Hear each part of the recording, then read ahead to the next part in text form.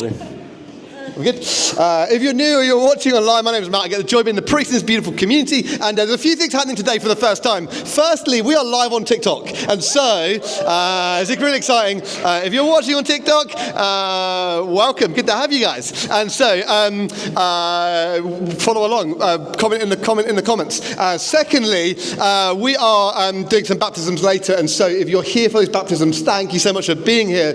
We are going to dive into our Mark series. And for those who haven't yet journeyed with us or are new here or have missed a couple of weeks, I want to just catch you up on the season recap so far of what's happened. We are in Mark chapter 6 and we're diving into page 36. And what's happened so far in this chapter is Jesus has sent out his disciples. He sent them out and he said, go without a bag, go without Apple Pay, go without your wallet, go without your car keys, rent out your house, say goodbye to your family for a little while and go. And the disciples go and they leave and they knock on doors basically with nothing, and they see people they have these kind of conversations with people. First thing happens. Second thing, it's rapid fire. As that is happening, Jesus's cousin, John the Baptist, is publicly executed by King Herod, publicly beheaded.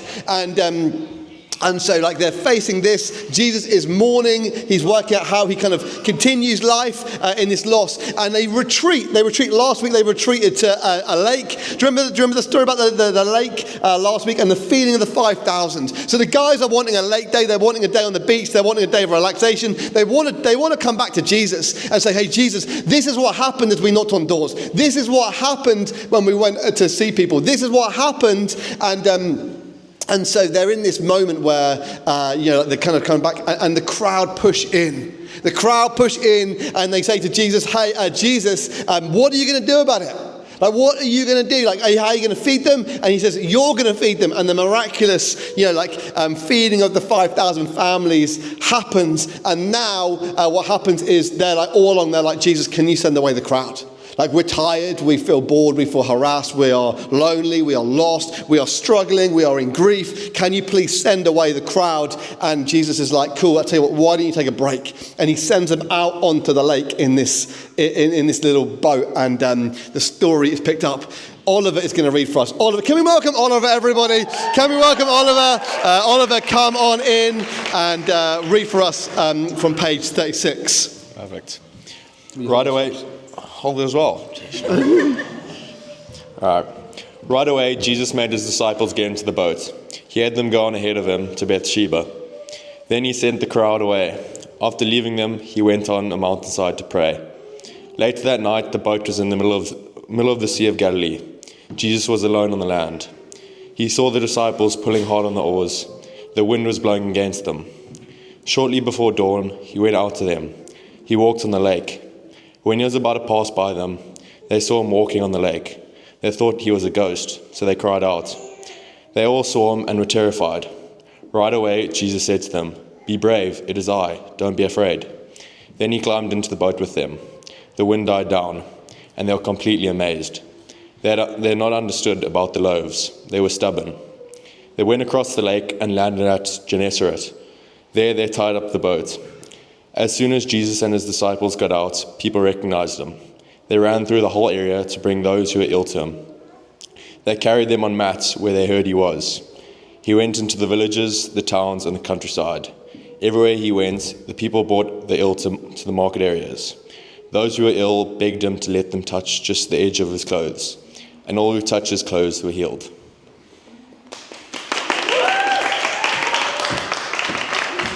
Can we thank Oliver, everyone? And so I wanted to give you 1 minute. What is something surprising in this passage? What's something that you found shocking? What's something you found interesting? 1 minute 1 minute with the people next to you, and then we're going to come back. Let's chat. Okay, come on back in. So, let's dive straight into this. The take home today is pretty simple and clear. Jesus sent out his disciples ahead of him, and the storm arises. The storm grows, and then Jesus walked on the water to come save them, and then Jesus begins to heal people again and again and again and again. I want to dive into the question today. The big question that I hope you're all thinking is, why did Jesus send them out onto the lake? If the storm is coming, if the storm is arising, why would Jesus send them out? They've had a hard day. They've been part of feeding the 5,000 people. They're worn out. They're knackered. They're hungry. Why? Why are they being sent out onto the lake after a day, they are alone and afraid? I want to set the scene for you. R. Alan Cole, speaking about the feeding of the 5,000, he says this: in God's economy, that which we call supernatural slides into the natural. He meets our needs through both alike, so that ultimately there is no distinction between the two as far as his provision is concerned. The natural slides into the supernatural, and the supernatural slides into the natural. He used a natural thing, right, bread, to supernaturally feed the feeding of the 5,000 men and women and children. They slide into one another. And it may sound like this is just for the story for the feeding of the 5,000, but it is deeply relevant to what happens next, what happens now. As Jesus sends out his disciples onto the lake, they're about to face a fierce storm. And Jesus is concluding with the crowd. Jesus is, finishing up the stories. He's blessing the people and sending them on his way. And then he retreats to a hillside to pray. And here we see the supernatural slide into the natural slide into the supernatural. What is really important to note is that the sight of this little moonlit boat that is being thrown around by the waves and the wind is looked upon by Jesus. That Jesus is called from prayer into action.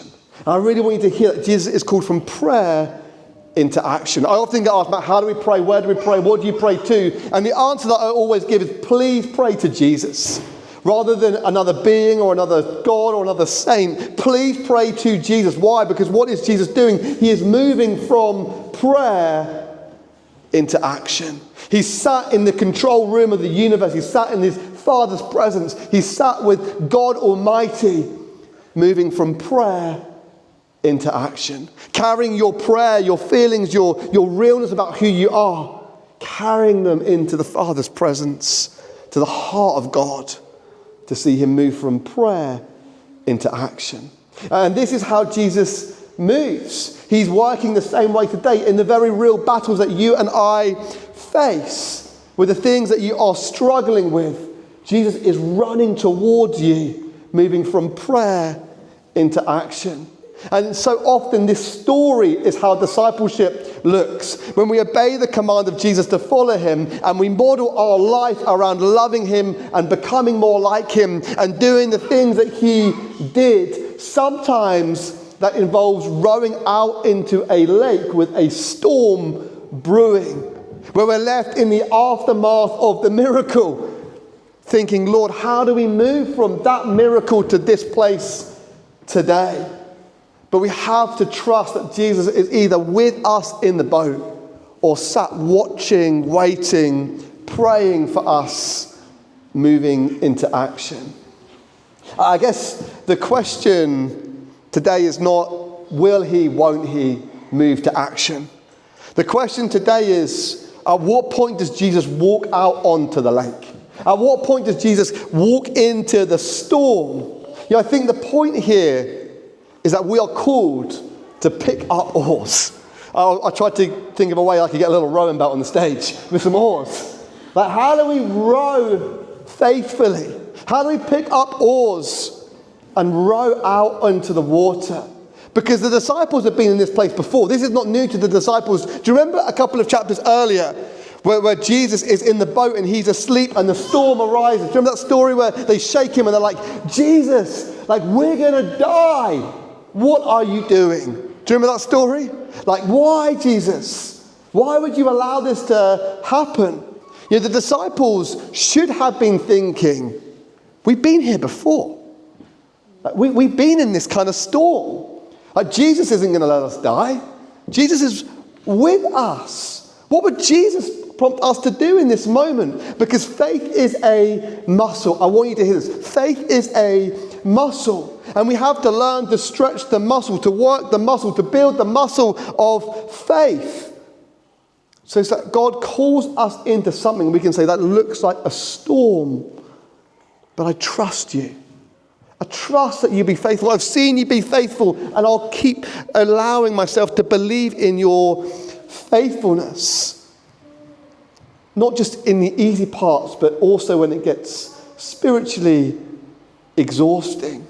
Like any good trainer, Jesus is the master at allowing faith to be built and grown as we trust him.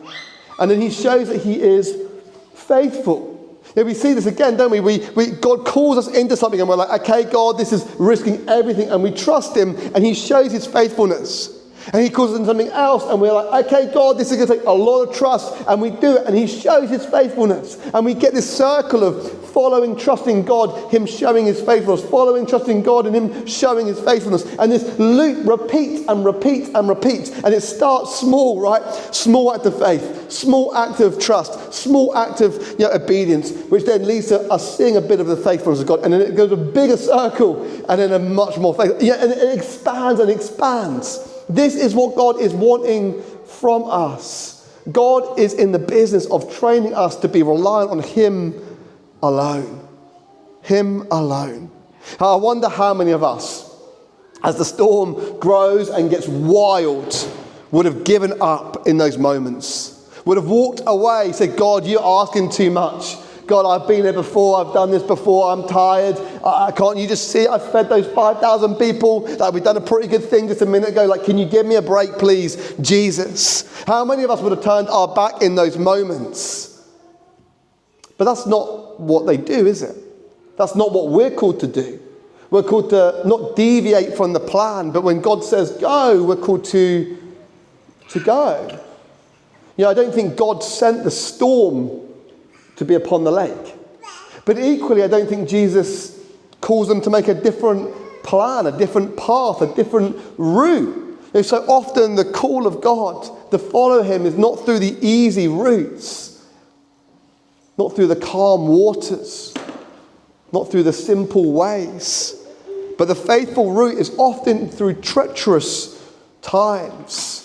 But Jesus has not forgotten about them. Do you remember at the beginning of the story? He has not forgotten about them. Where is he? He is watching them, praying for them, interceding for them, watching over them. And it feels like they are alone and afraid, but they are not. Jesus is on the bank,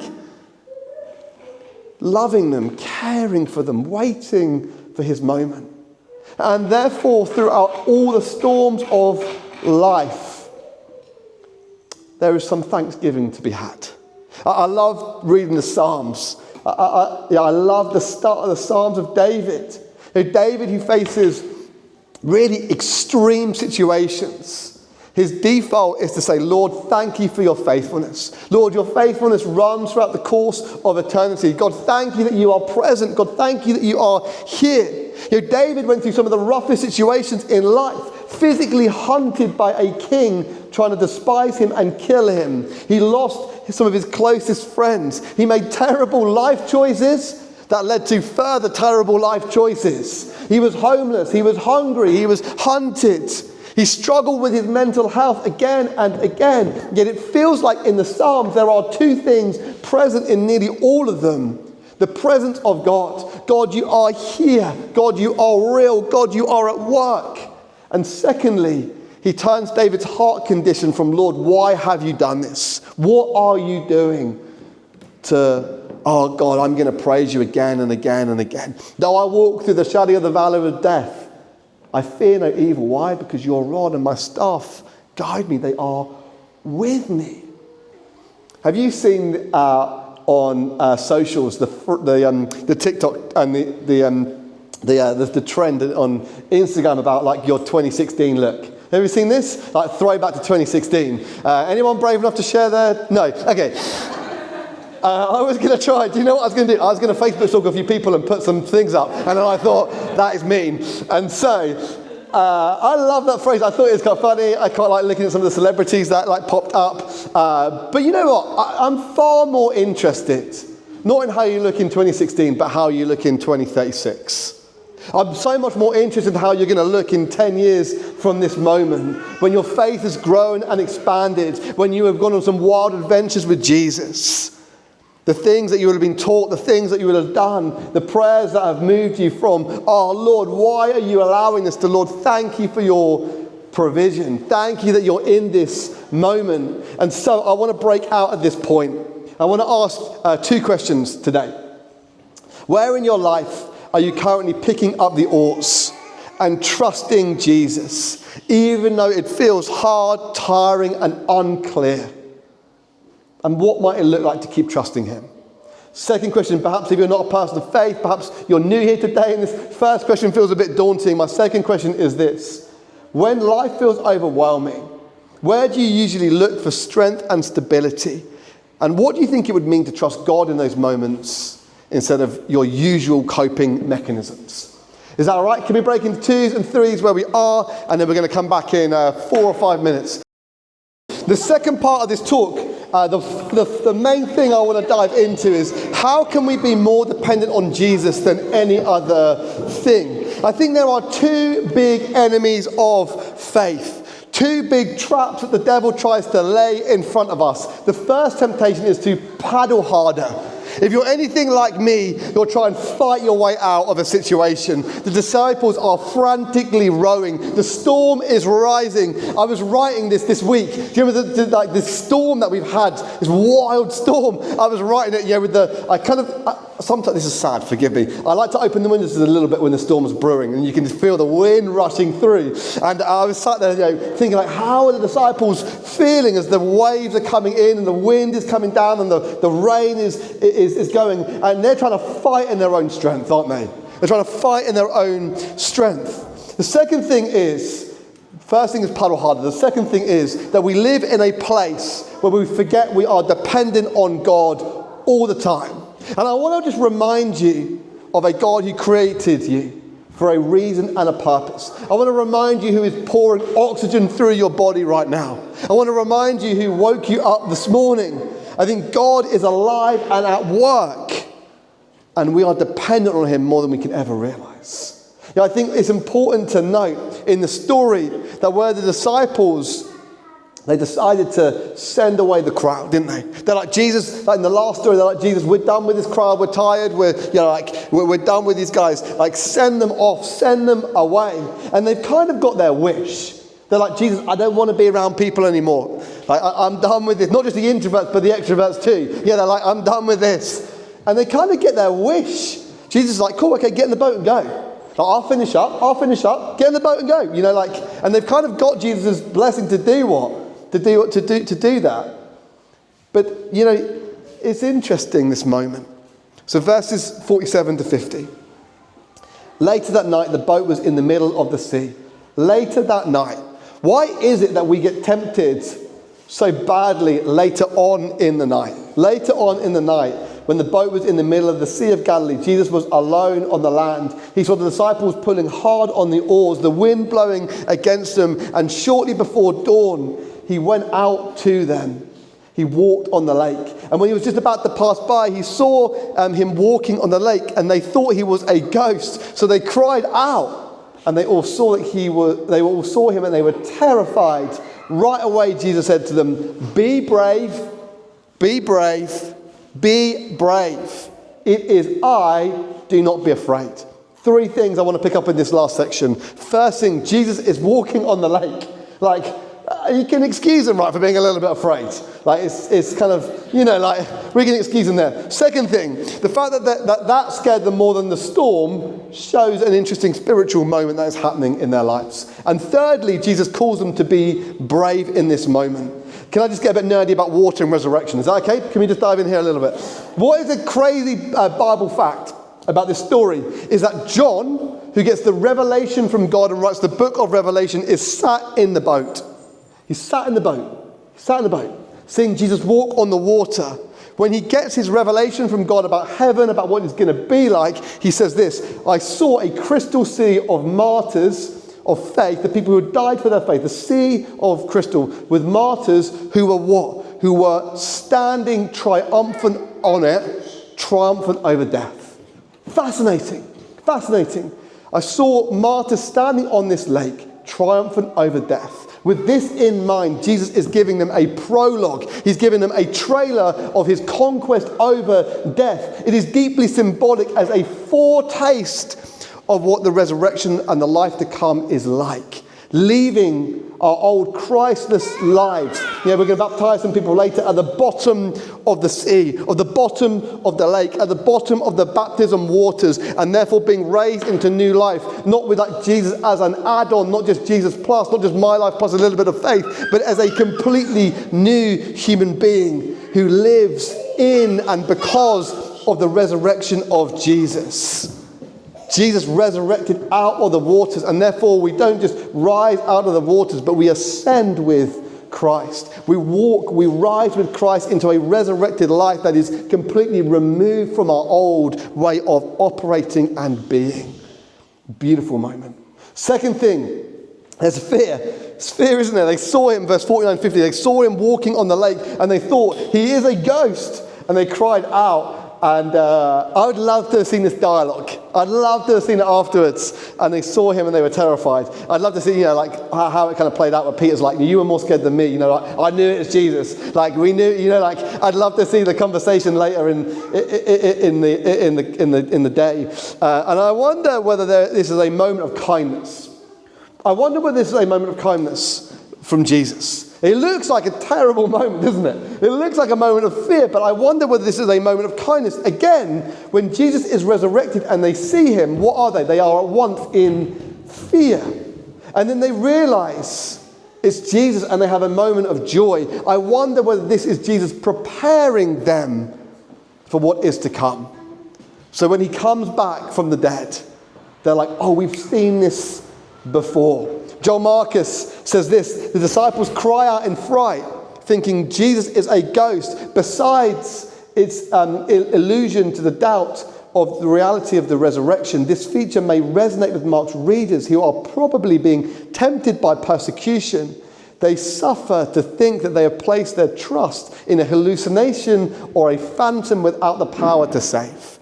And I guess we all at various times have that same temptation. We all face those fears like, God, are you real? God, do you really love? God, are you really here? God, do you really care? God, can this really be true? God, are you sure you are with me? God, how can we trust you in this moment? We all feel that at times, don't we? One of the most common questions I get asked is, how can I trust God? How can I know that God is trustworthy? When we face what we face, following him means that we have to trust him.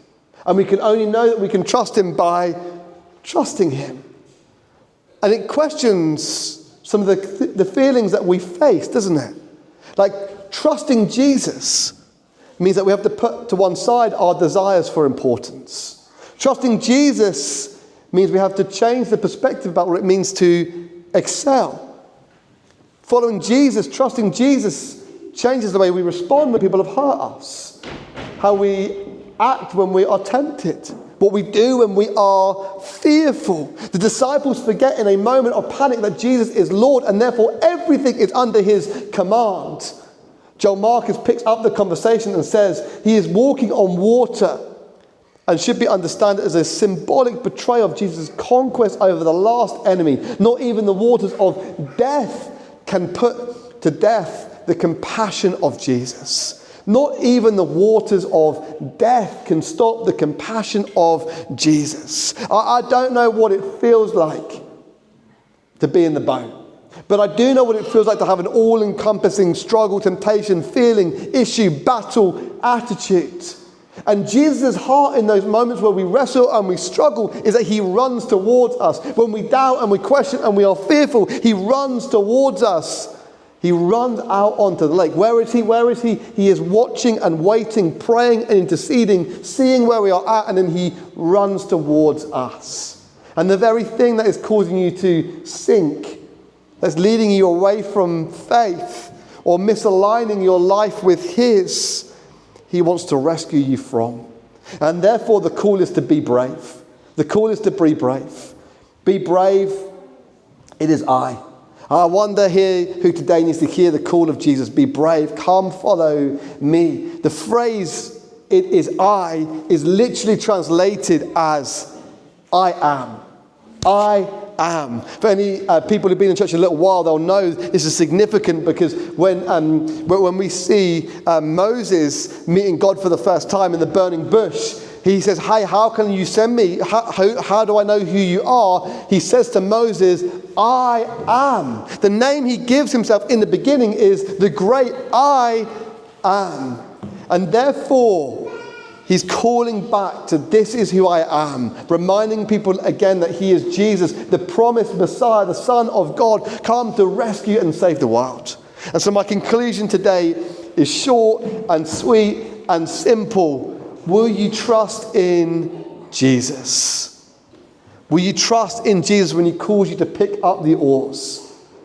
Will you give him a little faith so he can build more faith within you? Will you trust him when the wind starts blowing?